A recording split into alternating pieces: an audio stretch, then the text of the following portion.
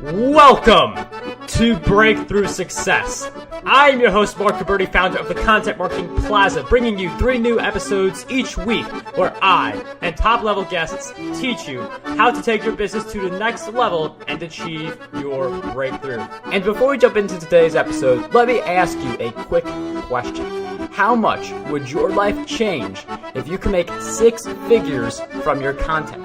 Imagine being able to quit your 9-to-5 job, do what you love for a living, and spend more time with your family. That's what we help our students do at the Content Marketing Plaza, an 8-week program that will help you build your way to 6 figures via your content. You can learn more about the Plaza by heading over to contentmarketingplaza.com, which will be in the show notes. All right, let's jump right back into the episode. And one of the truths about taking your business and really moving it to wherever you want it to move, you're going to face adversity. And no big goal, no big accomplishment goes without adversity. So we need to learn, how do we deal with adversity? How do we actually thrive in it also? Because if we're able to thrive in adversity, it's easier for us to push forward on all the different things that we're doing. So the guest who's going to talk with us about this today, he is the author of The Crucible's Gift, 5 Lessons from Authentic Leaders Who Thrive in Adversity. The book is based on interviews from over 140 executives from Fortune 2 companies to entrepreneurs and everything in between. The book unpacks the journey a leader takes to become a more authentic leader, starting with their crucible moments they embrace throughout their journeys. Today's guest for episode 306 of the Breakthrough Success podcast is none other than James Kelley. James, it is such a pleasure to have you on the show. Thanks, Mark. That was an amazing intro there. Really appreciate and excited to be on your show and talk about breakthroughs. James, I'm really happy to have you on Breakthrough Success. And I mean, adversity, we're all going to face it, but we have to have a battle plan for how we're going to go into it. So I really look forward to talking about that. Before we do, though, can you give us some background into a little bit about you and why you decided to write The Crucible's Gift? Yeah, thanks for the opportunity to share. So I will use brevity as best as possible to share my story, but I received my PhD in Australia, and so I'm kind of this unique animal who has lived all over. I'm American by nature, but I have lived in a lot of places. And so the impetus through or how this book was written is predicated, one, on my interviews that I did on my old podcast, Executive After Hours, still up on iTunes and all that jazz if you want to check it out. But and 2, in those interviews, it also, and the second part of this is really about my life and losing my dad at 19 and how the role of adversity kind of snowballed a lot of choices and bad choices at that, and failures and successes and so forth. And if we go back to the interviews, some of these CEOs and executives that I interviewed, what I did on my podcast, which is a little bit different, though it's becoming more common nowadays, is I actually did a narrative, and I did a biography or bio interview where I would interview these executives from their childhood on up to current date time. And I actually never really cared about what they did because I was way more interested in their personal story, because the nuggets of information and the choices they made, both in success and failure, to me was the most interesting and probably the deeper learning that you could get from any other traditional interview. There's a lot of great podcasts like this that talk about tactics and strategies, and I just kind of thought, what about the person? Because that's really who you work for, not their tactic or strategy. And that is an interesting view. I mean, you get a background on the person and their entire thoughts. Like, that's why, I mean, there are a lot of books on strategy. There are also a lot of autobiographies out, which are also very interesting. And given the fact that you've been able to interview so many of these awesome people, CEOs, really successful individuals, what would you say were some of the key decisions they made that allowed them to batter off the adversities that they faced? Yeah, so great question. I think what you found with the CEOs that, and one of the major premises of the book is the idea of being authentic and how these leaders who really dealt with their adversity, they didn't let the adversity define them. They actually defined the adversity for themselves.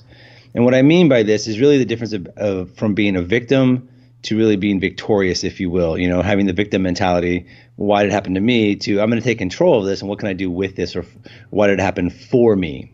And so a lot of these CEOs, whether it was the chief strategy officer of Google, the chief human resource officer of Lincoln Financial, which are both, Fortune 200 companies, these individuals had a lot of negative things happen, but it was the choices they made afterwards that really defined them, and the way they treated other people, and most importantly, how they treated themselves, and how they became a more authentic leader in the workplace and in their life, for that matter. And it's interesting you mentioned that victor versus victim mentality, where if we feel like we can really own the adversity, where if we feel like we are in control, it's definitely a lot easier to get through that adversity, and that sense of control can really help us in any situation. But I'm wondering if you could share anything else that you believe we should know so that we can thrive in the face of adversity. Well, here's the thing about adversity is that each of us approach it, each of us process it, each of us react to it differently. So to say there's a one size fits all is kind of setting someone up for failure. What I would say is the way that you decide to frame it. And now, often you might have people come on your show in the past. I don't know, you have a rich history, 302 episodes. That's a lot of interviews you've done. But if anyone tells you that, just change the way you look about the adversity, that's BS to me. I think really the more authentic way to deal with it is embrace it, enjoy the suck of it, so to speak, the awfulness of it, be sad, be depressed. But the biggest thing that I realized when I was talking to these leaders, and even with myself, is that at some point you decide to not let it define you, and you start asking yourself, what can I do with this? Why did it happen for me? And that's the reframing. I don't ever want to tell someone in adversity, you just need to push it to the side and move forward, keep going on, because then you're almost not grieving. The other side of this is the depth of the adversity.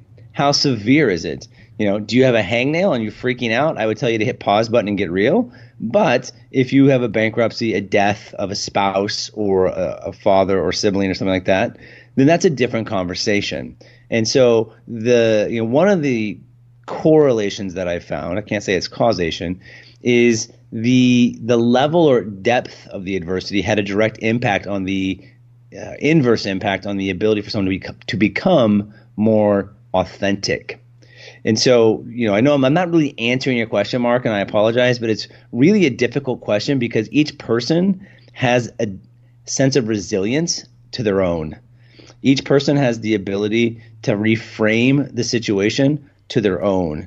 And so the bigger conversation is, if you aren't reframing it in a way that's beneficial for you at some point, maybe not initially, and for many leaders, it might have been 6 months, 6 years down the road before they reframed it. But if you're not willing to do it, then you're going to perpetually do the same thing again, make the same mistakes again, blame the same people again. And at some point, you're going to tap out your ability because no one's going to want to work with you, or you're not going to want to work with yourself. And that is a very vicious cycle. Did I depress you on that, by the way? Did I just depress you on that? It's good for us to think that, you want to call it as it is. There is no magic pill.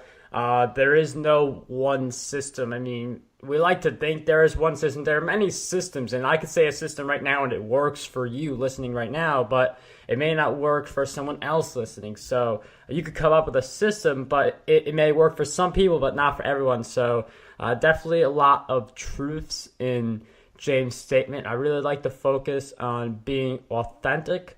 I'm wondering if you could build up on that, give us a better idea of what that means for us and how we can actually stay authentic even when things get rough. Yeah. So these are really interesting questions because I think that often people don't know if they are or not authentic. So I would say that I'm an authentic person. And the reason why I say that is I've been told that by a lot of people, but two, whether I'm in front of a CEO or a group of students or my wife and kids, I kind of am the same person. What I argue is that I have what's called the 15% rule. So having the ability to turn yourself up. So when we started this podcast, for example, Marc, you were really quiet before, and then your introduction, you were very loud and enthusiastic. That would be an example of you turning yourself up to not be any less authentic, but to be more in the context of who you need to be in that moment. So that's the 15% plus. And then there's times where you need to turn yourself down and be less you. So for me, it's when I go to my in-laws' house. I'm less me, I'm less loud, I'm definitely less sarcastic at my in-laws' house because it's not appropriate in that context. But I'm still me. The bigger question you're asking is, how do you become more authentic? That's a journey. And who you are at 22, 25 isn't going to be, hopefully, who you are at 30, 35, 45, 65, and so forth. Because as human beings, and in my book, I have this framework that I talk about in terms of what I found from authentic leaders. But the leaders that were the most authentic essentially had a growth mindset, a learning mindset. And that's when you start becoming more authentic. When you start learning about yourself, learning about your failures, learning about your friendships, learning about your family, learning about context and topics that you don't really care about, but you have interest in because they have no direct impact on your life. Learning about your trade at a deeper level. All of these things from a learning perspective allow you to grow your self-awareness, especially when you start exploring yourself and exploring your friendships and your relationships and what they mean. And so this is this weird topic when we think about what is authenticity. Authenticity is about really you as an individual working to be a better version of yourself on a daily, weekly, monthly basis. Never easy, always ongoing, always pitfalls, always fallbacks, always hiccups. But no matter what, if your framework is I need to be a better person, inevitably then you have a growth or learning mindset, which means you're challenging the status quo, which means you're expanding your horizon, which means you're gaining experiences that can add to your bank of choices, if you will. And all of these things help lead you to be a more authentic individual or leader, if you will. And it's interesting you mentioned that 15% rule where, it makes sense like with the podcast interview. Like I'm very quiet going into an interview, nothing like when an episode's actually going. So that is a very interesting point. I see that in my life. I'm sure a lot of people can relate where maybe they're slightly more upbeat, slightly more themselves or something like that, and then a little slightly less Just think of someone in sales, right? Like when you make that first introduction, you're super vibrant and smiling and engaging physically in terms of your physical demeanor. You are probably way more aware of how you're using your voice and body in a sales, and you're listening probably 10 times more than you would normally if you're a good sales individual. So like even that as a daily basis, if you're in sales, you change your behavior to turn it up. It doesn't mean you're less of who you are. It means the context is asking you to be a better or different version of yourself. But my background is consumer psychology. And so that's my PhD is consumer behavior, consumer psychology. And we have this concept called multiple selves. And this idea of multiple selves are different versions of you that come up in different contexts. They're all authentic versions of yourself, but they're just slightly different depending if you're in front of your parents or your siblings or work or on a podcast. And it's in those multiple selves that you have to be aware of how unauthentic or authentic you're being. That is an interesting breakdown, and it is interesting to think about those different roles and our authentic selves in each of those roles. So definitely something very interesting to think about. And throughout the episode, we've given you a foundation for how you can build up to facing adversity, having that control, being authentic. But on the other side of that, there are people who they face different adversities, and the adversities break them. Sure. It's very common, sadly, that adversities tend to do that kind of damage. So I'm wondering if you could share with us, what do you believe prevents most people from being able to derive from that adversity, be able to see whatever it is they're doing to completion? So let me give you an example a personal example for myself. My dad died when I was 19 years old. 20 years old, 20. And I think I was the youngest in the family, and I was my dad's only biological son. So when you lose your father at 20, and that's, as a parent, I have 4 kids, Hail Mary on my side. When you're a parent, you have sometimes different roles while they're growing up, but there's this transition period from when you stop trying to be their parent and start being able to be more of their friend, to have a different relationship.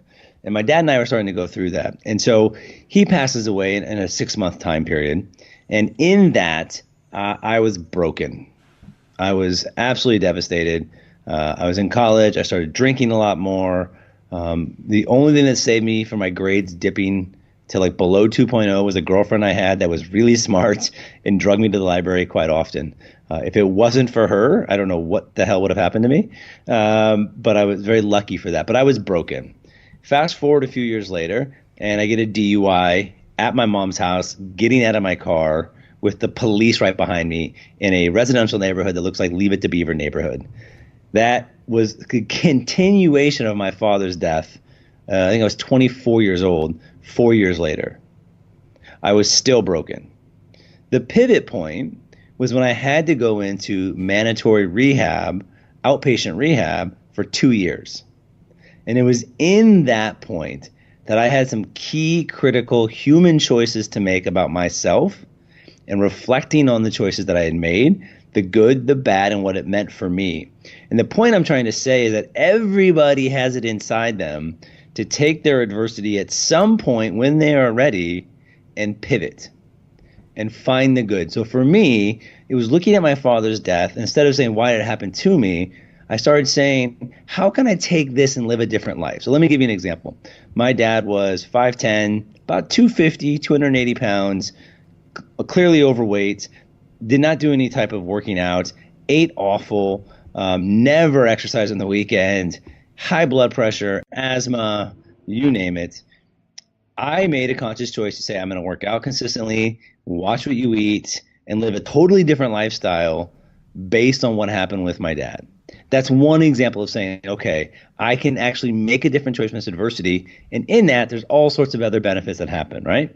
So for many of us, when we are trying to figure out the adversity, it's okay to embrace the suck, right? And I love that phrase because it really can suck. So Marc, let me ask you, have you ever had any moments of adversity? Definitely. Who hasn't? Exactly.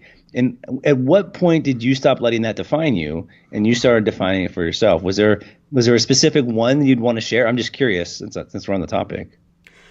I mean, I've had a bunch of different adversities that all kind of blend together. I always bring up the fact of me starting young, and if I made a single mistake, there'd be a lot more criticism around it because I was young and I was giving advice on like how to grow a business, and I wasn't even a teen before I started, so I'd say like I just focused on providing value and really being the best that I could, and that's what allowed me to get through that adversity. Yeah, but when you describe it, you're kind of skirting around some of the things, right? So like it also made you feel bad, little, insignificant, probably whacked your confidence a little bit. But there was something deep inside you that kept saying, well, I trust myself. What can I take from this to be better? Where can I peel away the onion, if you will, of the criticism and find the nugget of what's important there and take that and move forward? That's I'm totally stabbing in the dark. That's a better probably picture of what happened. Yeah, definitely. That's a better picture. Okay. So when you do that, even when you are in the moment of the adversity, it allows you at some point to start pulling off the layers of that onion and start realizing that it's not about you, right? It's about the bigger picture. It's about the journey you're on. And that's when people who have adversity, it doesn't matter who you are. And then at the other side of this coin, there are some people, no matter what happens to them, how big or little, unfortunately, choose to be the victim. And there's, not to be so pessimistic, I guess, but that is what it is. I'd never want anyone to be like that. I always want people to see the opportunity. There's a guy I know, and I cannot say his last name. His name is Nick, and it has like 26 letters in his last name. But he just wrote a book called Victim to Victory. Victor? Anyhow.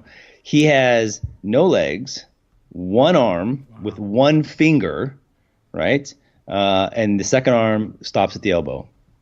And if anyone has a reason to complain and whine, this would be the guy. And he is the most happy person you've ever met. His disability is his strength. And so he goes on Instagram, does a funny post, and gets like 42,000 likes, right? He was just in China, and the kid's 22 years old, by the way, in China speaking to 10,000 people. So like, the other way I think of adversity is there's somebody who always has it worse than you somewhere along the way. And when you start looking through other people's lenses that they're looking through, and people who truly have it worse than you but have a different frame of reference or a different positive frame of reference, these individuals are your inspiration to say, you know what, I don't really have it that bad. It can always be worse. What can I learn from this to move on? That's definitely an awesome way to think about it, because one of the big things with the adversities that we have is that we make them the size of the world in some cases, where you get I mean, even if it's like this really small adversity. I mean, you mentioned bankrupt and death, which are like really big challenges, but I'm talking about like maybe you're not getting enough likes, you don't have enough followers. I mean, those are things that we could definitely fix. Those are things like you put in effort, they grow, or you work differently from what you're currently doing, but it's not the entire world. So, I mean, there are a lot of people who would really love to be in your position no matter how big you think your adversity is. Totally. And again, I think it's when you are someone who I just think sometimes the premise is looking through the other person's lens or other people's lens, what they see. And if you're able to flip that, it gives you insight into yourself. It's not easy, it's not easy for me to get 1,000 likes on anything I do. It's a challenge, like tremendously so. But if I look through what people are doing and who are doing well and what they're doing and the tactics they're using, it allows me to say, okay, maybe they're more naturally gifted in that, so I can try some of their things, or you know what I mean? Like, I guess my bigger lesson I'm trying to say is when you start feeling like the adversity is weighing you down, you can embrace it first. You can sulk in it for a little bit, but then flip it and look at it through someone else's perspective. And here's the other thing often that we struggle with, because you have to be willing to be vulnerable, and that's a really big word, whether you're a solopreneur, entrepreneur, or a leader of a major organization, is be vulnerable. Be vulnerable to the feedback, be vulnerable that you're failing, be vulnerable to the whole process of adversity, because invulnerability actually breeds trust and compassion and integrity for those around you to also lift you up and then make you feel like, oh, maybe my adversity, there's positives in what's happening here as well. And with any adversity, I mean, you can look for the positives, as James mentioned. And if you focus on the negatives, that's the way it's going to look. But there's definitely a lot of positives in the adversities we face if we are willing to look close enough. And, I mean, we've hit on the foundation. We've hit on some mindsets to avoid. One thing I do want to cover is habits. So I'm wondering, James, if you could share with us some of the habits that you've developed that you would say are essential for your success. Jeez. I think we have to define success first for me. Okay. So, I think that some people will define success in financial, some will define it in title. For me, I try to stay clear of that because I'm setting expectations at that point. And then usually when you start setting expectations, boy, do you get disappointed sometimes. I define success for myself, honestly, and this isn't meant to be trite, is am I working towards being a better version of myself? Am I being a better husband, better father, better teammate, better leader, better podcaster, whatever it is? Am I embracing the ability to be better? So for me, success is, am I just getting better? And am I just being a good person? And, I love the word you used earlier about adding value. Am I just adding value? That to me actually is really important. Whatever that value is, am I adding value? So based on that, for me in that definition, there are some basic habits that I do, some more often than others. One is I share gratitude with those around me. I tell them that I appreciate them. I respect them. I think that's really important. Two, the other habit is what I call relatableness, and it's in my book, but it's creating micro moments of meaning. And what I mean by that is that when I'm talking to somebody I work with in any context or environment, can I leave them in a better space? And the reason why that's important, and what I mean by space is like smiling, happy. Does their neuron fire in their brain that really makes them recall this conversation as being positive? You know, and the reason why that's important from an organizational context or even from a social network context is that positivity breeds more positivity. So there's been research on this that says for every positive interaction in an organization or in a day that someone has, that person that they had the positive interaction with, the other person, is more likely then to move that forward and have themselves another positive interaction. And so I try to be the epicenter of positive interactions in my workplace. And my goal is always to make people smile at the end of the conversation. So that's the other big habit I have, because that actually makes me feel better too about myself. All right, I'm being a better person. I'm adding value to their life. I think that's really important. The third thing that I do from a habitual standpoint is that I am a huge believer in transparency and honesty. And I think the reason why for me that adds value is that people trust that I'm going to tell them the truth. I'm not going to tell them what they want to believe. And I don't do it in a brutal way or a mean way. But people know when they come to me, I'm going to tell them the truth, because that's my job in life, is to make sure that you have somebody in your life that you trust is being honest. Because in honesty, there breeds respect. And so I know these are kind of obscure, probably habits a little bit. It's not like, put my toothpaste out on the sink to remember to brush my teeth. I do that also. But in the idea of defining success, for me, it's leaving value across different verticals, if you will, in my life.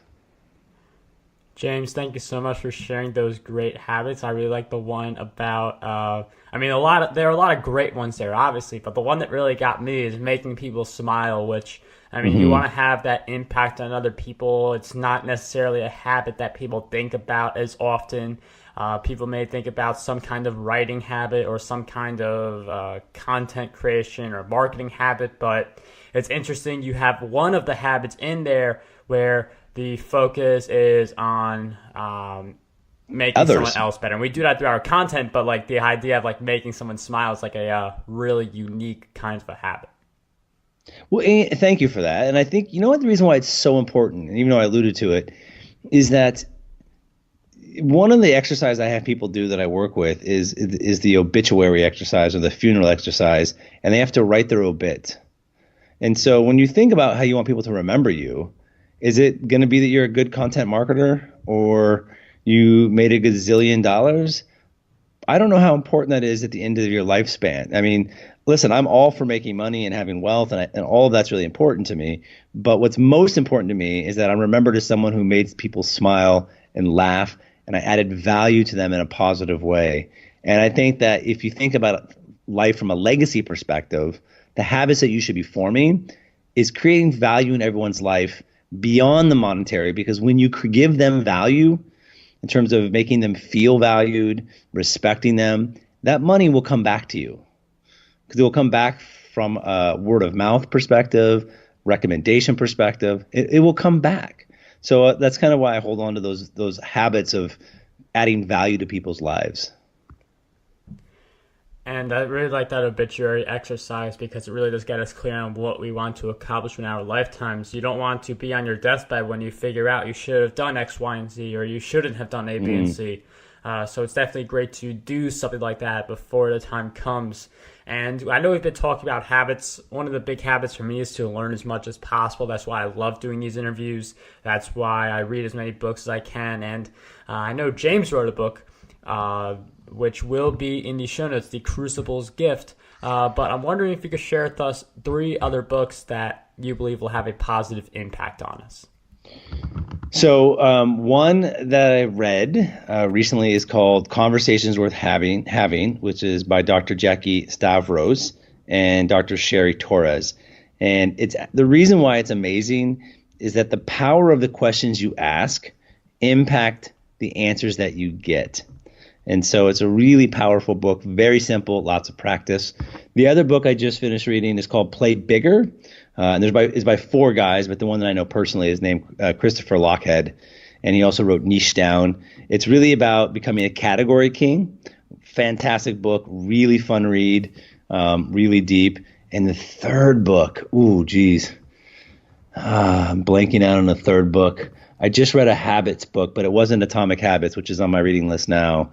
It was another habits book, The Power of Habit by Charles Duhigg. And I read that one as well, which is a good book. James, thank you for sharing with us those great book recommendations. Those will all be in the show notes, markguberti.com/E306. We will also throw in content marketing secrets in there for anyone looking to get more traffic and boost their revenue that they are currently making from their content brands.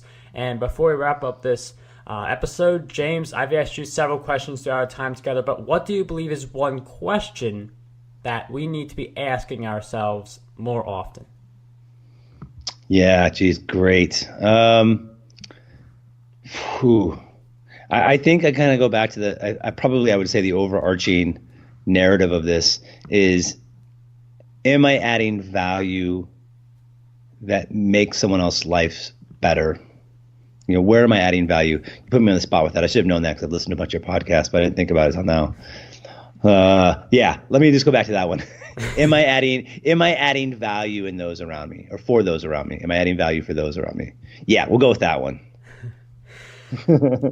James, thank you so much for sharing that great question with us and for sharing all of your great insights with us today. If you guys want to learn more about James, first off, get his book, The Crucible's Gift. Second off, he created a special page for us. So if you go over to Dr. James Kelley, KELLEY.com/breakthrough. There's a lot of goodies waiting over there for you. I know he's got a lot of awesome stuff, so definitely go to that link, which will be in the show notes. But James, I can't thank you enough for taking the time, coming on Breakthrough Success, and sharing all of your great insights with us. So thank you for coming on the show. Yeah, and Mark, just one more quick thing. I have in the next, I don't know when this is coming out, but in the next, this is end of December, 4 or 5 weeks, I've actually had an audiobook coming out for this as well. Ooh. But the audiobook it will be killer because I have professional actors in the book. There are different aspects, different conversations that come from my old podcast in the book, and I have actual actors playing those roles in the book. And so it's a really dynamic read of 3 different actors, a woman, and 2 different men acting, essentially reading the book. So it's a really dynamic output, and I'm really excited about it. Where can we? I mean, I know that'll be on Amazon. Correct. Would Kindle. that also be on the drjameskelley.com/breakthrough? I don't know where else that's gonna. I haven't got that far yet with it. I just know they're producing it. Yes, maybe. Yes, we'll say yes for now. There'll be links to it. And then it will be on Audible as well and all those other venues. Well, either way, I'm sure it's going to be a great book. We will try to include that in the show notes. I didn't help you at all on that one. You set me up, and I totally swatted. I just missed that one. I mean, you shared your audiobook, and listeners really like audiobooks. Yeah. Thank you, Mark, so much for having me on Breakthrough Success. I appreciate it. Want to dominate the podcasting industry? Now you can with your free copy of my book, Podcast Domination. You'll learn how to launch, grow, and monetize your very own show. And whether you are a beginner or an expert, this book has a lot of golden nuggets for you. We'll cover the cost of producing this book. All we ask is that you cover the shipping. To get your copy, head over to markguberti.com/PD.